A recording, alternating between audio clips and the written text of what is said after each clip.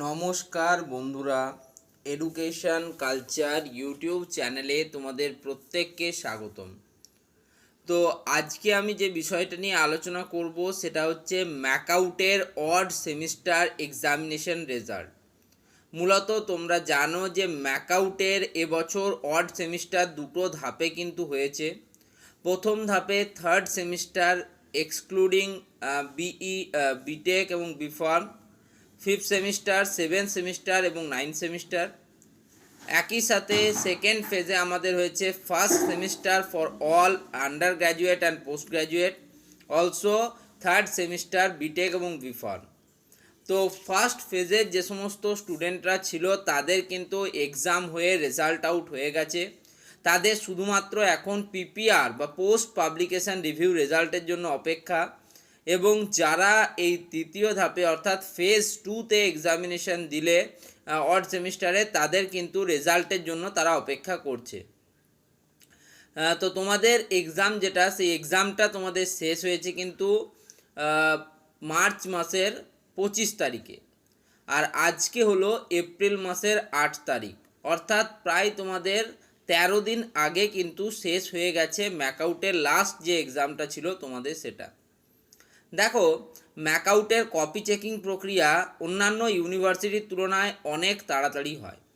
তোমরা জানো, যেহেতু কপিগুলো অনলাইন স্ক্যানিং হয় এবং তারপর যে এক্সামিনার স্যারেরা রয়েছেন তাদের কাছে পাঠানো হয়, ফলে অনলাইনে কপি চেকিং এবং মার্কস আপলোডিং প্রক্রিয়া অত্যন্ত দ্রুত হয়। তুলনামূলকভাবে অফলাইনে যখন স্যারেরা এক এক করে কপি চেকিং করতেন তখন সেটা দেরি হতো। প্রত্যেকটা স্যারের কাছে একটা করে কিন্তু মডেল যে অ্যান্সার স্ক্রিপ্ট সেটা কিন্তু রেডি থাকে প্রত্যেকটা স্যারের কাছেই। তোমরা ম্যাকআউটের যে কোনো ক্ষেত্রে বলো, এবং সেই মডেল আনসার হিসেবে তাদের কিন্তু কপি চেকিং করতে হয়। এবং এই কপি চেকিং প্রক্রিয়ায় কখনো তোমাদের কিন্তু সেই মডেল অ্যান্সার থেকে তোমাদের কপি চেকিং করতে গেলে কিন্তু অনেক সময় মার্কসের ক্ষেত্রে এধার ওধার হয় স্টুডেন্টদের, এবং তার জন্যই পরবর্তীকালে আবার পিপিআর বা পোস্ট পাবলিকেশান রিভিউ কিন্তু বের করতে হয় স্যারদের, এবং সেই অনুযায়ী কিন্তু তোমাদের আবার রিচেকিং বা পোস্ট পাবলিকেশান রিভিউ হয়।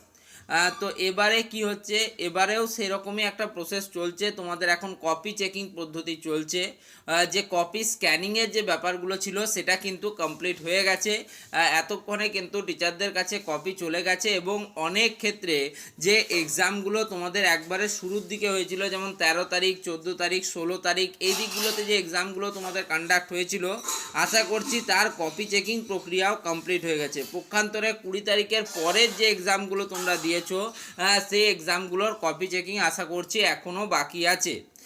অর্থাৎ এক কথায় যদি আমাকে বলো, পুরোপুরিভাবে তোমাদের যে ম্যাকআউটের কপি চেকিং সেটা কিন্তু কমপ্লিট হয়নি এখনও, এবং যতক্ষণ না সেটা কমপ্লিট হচ্ছে, আরে যে সমস্ত স্টুডেন্টদের হয়েছিল রিপোর্টেড এগেনেস্ট, সেই সমস্ত স্টুডেন্টদের হিয়ারিং কমপ্লিট হচ্ছে, এবং মার্কস আপলোডিংয়ের লাস্ট ডেট অ্যানাউন্স হচ্ছে, তার আগে কিন্তু তোমাদের রেজাল্ট দেওয়া কোনোভাবেই সম্ভব নয়।